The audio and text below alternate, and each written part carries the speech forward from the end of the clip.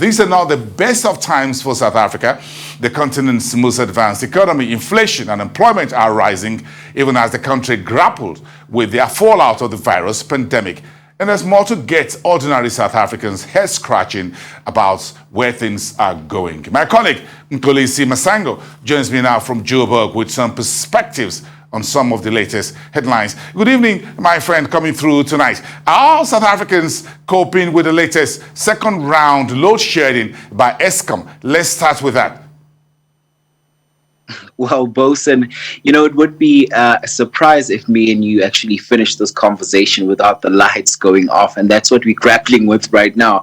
Now, this is at the back of that announcement by the power utility ESKOM, announcing that they're basically working on some of the energy reserves, which is why they've decided to hit the country with a stage 2 load shedding alert, which will see some South Africans, be faced with those rolling blackouts throughout the day. And this is, of course, a move that Business South Africa has described as vicious to their business operations, seeing that this is now an economy that's trying to come back from the cusps of the COVID-19 pandemic, which has seen the lockdown coming into place for the course of 2020 as well as 2021. So with ESKOM now coming back to say that South Africans will be faced with more rolling blackouts, just leaves a cloud hanging over the heads of South Africans right now, who are basically just trying to come back from that tumultuous 2 years in light of this global pandemic right now. So in a statement that was also released by ESKOM, they're saying that they're really trying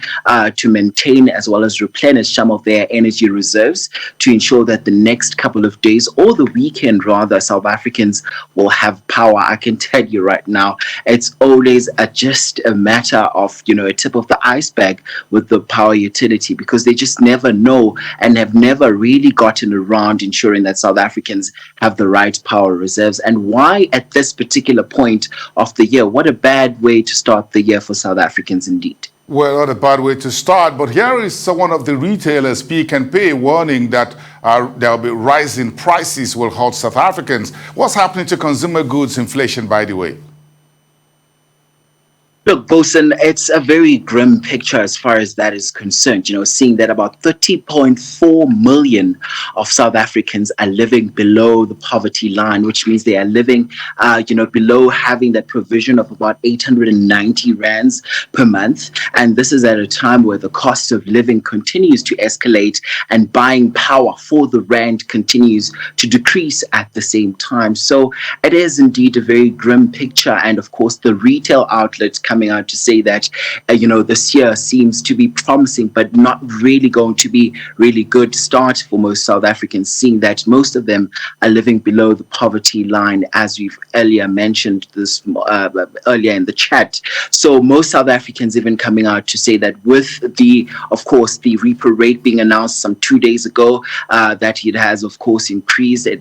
So most South Africans just saying that, it's really a grim picture that's being painted, especially, of course, with the price of fuel as well increasing just this yesterday, Bosun. So indeed, it's not a very light picture that's being painted.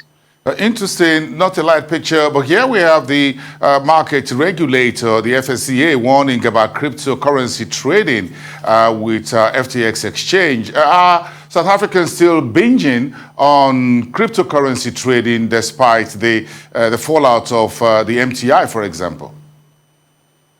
Look, Bosun, the Financial Sector Conduct Authority, has come out to warn investors as well as normal South Africans to say that, who are still actually going to wait until March 2022. I think in the next couple of months, they will know whether the disgraced cryptocurrency, Bitcoin was legal or illegal, because that's the judgment that we are waiting by the courts, whether or not it was legal. We're expecting to hear that by March. Now, the MTI scandal, this comes at the back of the MTI scandal that sent shock waves around cryptocurrency, with most people saying that, they had some sort of confidence with cryptocurrency, seeing that this was a new wave with people to make money. So most South Africans also losing confidence in cryptocurrency, describing it as a scam on many occasions, as well as some even going as far as terming it some sort of a pyramid scheme. So cryptocurrency is certainly losing its much shine